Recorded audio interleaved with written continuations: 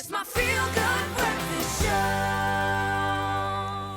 Welcome back, you beautiful souls. Thank you so much for tuning in. Welcome as we dive into the plethora of fantastic weekend highlights. Jeremy Harris joins us to talk about a little bit of rugby at a very important time. It's all about the World Cup preparation and qualifying. Well done, ladies.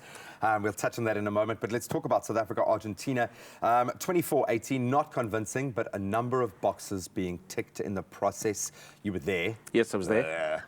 As he is always, it seems. So good for you. But no, awesome to see a team experimenting, but still able to stick to the structures, and Sabu and Corsi, awesome. Well, yeah, Sabu and Corsi, man of the match. I mean, So richly awesome. deserved, and so well done to him. But I think, you know, there'd been so many changes made to a Springbok team firing on, never mind, 5 cylinders. I don't know how many more they can get.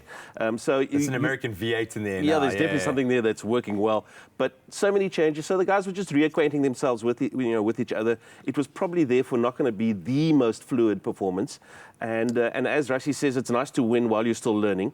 And they were still learning. There was a lot of new personnel on the field and new caps. Well done to Scurra and Tabeni. Oh, please, can I also add my voice? And it's so nice to see just about every presenter, every commentator, every person on Twitter congratulating one of the coolest human beings. He's such a lovely guy to be around in the sporting fraternity, and just so lovely to see him get that kind of reception, what it meant to the other players. You're always getting a good indication of how cool a player is, what kind of a player he is by the reaction you get from the other players. But one massive box ticked for me, Siya Kolisi was great. Yes, and I mean, obviously we're all worried that something was going to resurface in terms of the injury. What he went through. He put himself out there, man. And I think that he had that sort of very disappointed, like, is it my time to come off now? When yeah, when they subbed him. But let's put it in context. He hasn't played in months. In months, yeah.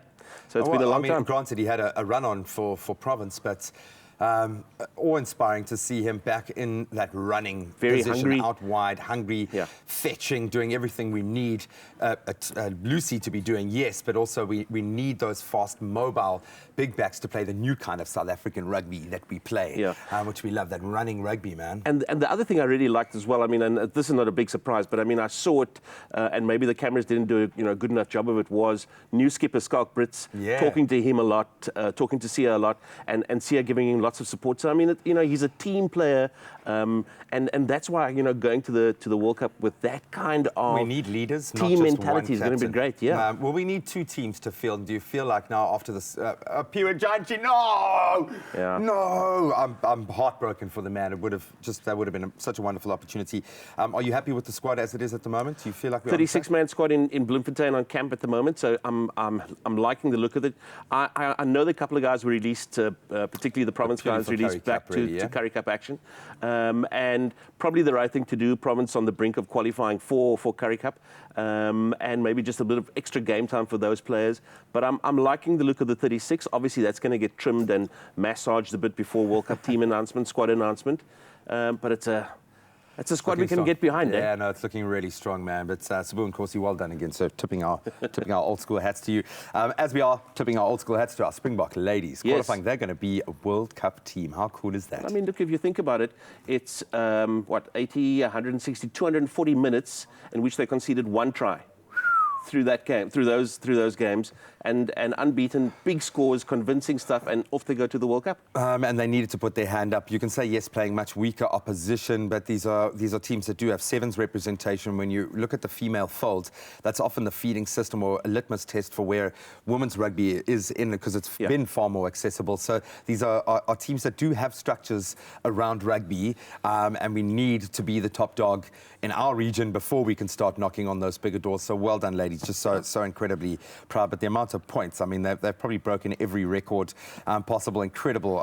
Let's just tell you, Graham, that Stanley Robenheimer, the coach, struggled to speak just for a bit because he was smiling so much. I mean, it really was a good performance from him and his team as well. Yeah, so congratulations, Stan. Let's move over to the one that we don't really want to talk about, the Bundesliga Cup. New Zealand looked so good. Yeah, they did. I was saying that they have a default mode, which is win, and there was always going to be a knee-jerk reaction to their kind of below-par performance. Let's be honest, in the Rugby Championship, this looks like a team that is going to challenge for the World Cup. This is a team that is going to go to that World Cup. Not that they were short on confidence, but they're going to go there rich in confidence. Yeah. So they looked really, really good, and they are playing right now. They're playing World Cup winning rugby. That's what they're playing. Let's be honest. It really is a good... Check. People are like passing out now. People are throwing things at us. No, they're not playing World Cup winning rugby. But no, that's going to be the best final ever, if it ever does transpire. The Springboks up against the All Blacks, that needs to happen. And do you think that Griquas are going to win this Currie Cup now as we bring it back home? Or once our Springboks are reintroduced into the fold, do you see... how do you see this Currie Cup playing, as a shortened Currie Cup playing out? Griquas, the most impressive team, bar none, in the Currie Cup. Amazing, guys. It would be the right thing if they were to go all the way firstly and then walk away with that trophy. They've already booked their place in the semi-final, so that's a done deal.